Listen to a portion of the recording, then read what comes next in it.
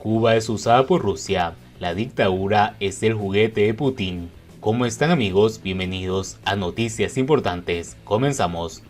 Si le aprieta el zapato en Ucrania, Putin planta su bota en La Habana y sin comerla ni beberla, los cubanos se desayunan con la noticia de que pueden volver tropas y armamentos rusos a su territorio como parte de una geopolítica que los usa como moneda de cambio. El viceministro ruso de Exteriores no descartó que Moscú pueda desplegar efectivos militares en Cuba y Venezuela si persiste el desacuerdo con la OTAN en relación con Ucrania y otros temas de seguridad que alega la madre Rusia de Putin.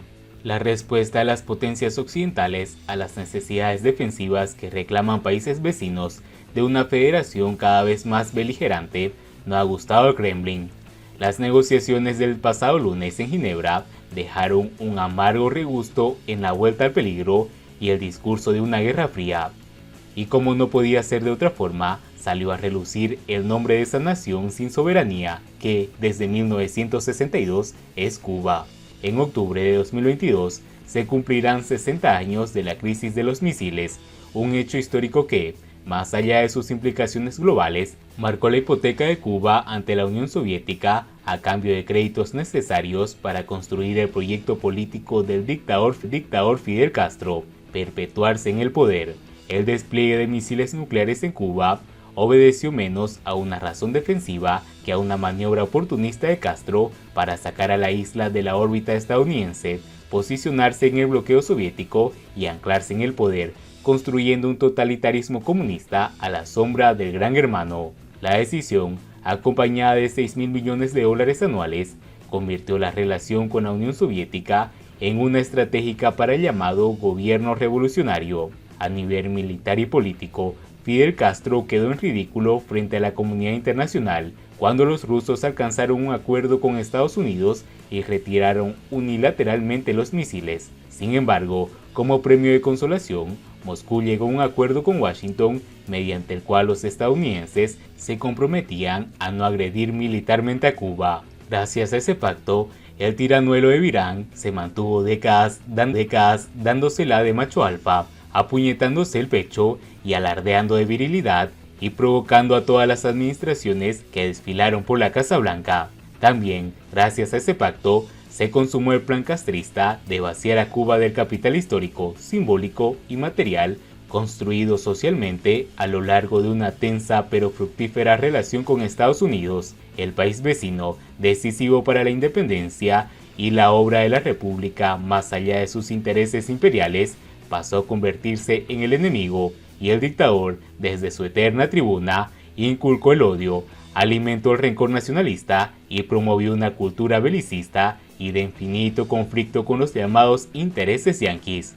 Percibiéndose como único representante de la voluntad popular, el dictador y su camarilla se blindaron en el poder, proyectándose como legítimos garantes de la independencia y la soberanía de un Estado que transitó del republicanismo democrático al totalitarismo comunista, construyéndose un régimen iliberal, autoritario y dictatorial, creando un estado ficticio de guerra y una mentalidad de trinchera y supervivencia. El poder forzó el cierre de filas en torno a los líderes de un proyecto excluyente y conflictivo que resignificó la nación y dejó a los cubanos divididos y enfrentados entre ellos, mientras la revolución y el bloqueo del carretón de la miseria colectiva y la aniquilación del individuo que cargó con el utópico ajeno del campo socialista.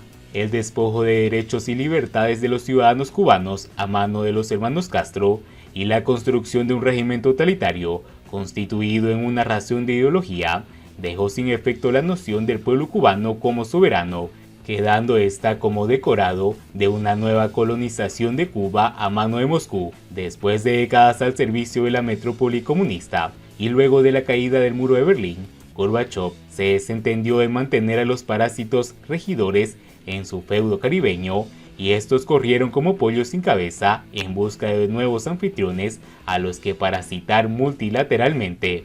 Cuba no es un país soberano por mucho que lo proclamen sus gobernantes. La soberanía, como toda realidad política, está construida socialmente, no es un concepto fijo, sino parte del proceso intersubjetivo en el que se definen identidades e intereses. Las sociedades abiertas, al contrario que las cerradas, proyectan su identidad y persiguen sus intereses sobre la base del consenso siempre renovado entre los ciudadanos. Las dictaduras imponen la realidad a sus vasallos, incapaces de construirla por efectos del control social y la negación del diálogo. La comprensión de la soberanía como responsabilidad y obligación de un Estado de proteger los derechos humanos de sus ciudadanos gana terreno en el derecho y en una comunidad internacional en crisis frente a la lógica post-westfalianas que empiezan a ser predominantes. En tanto violador de los derechos humanos, civiles y políticos de sus ciudadanos, el régimen cubano no tiene autoridad moral ni legítima alguna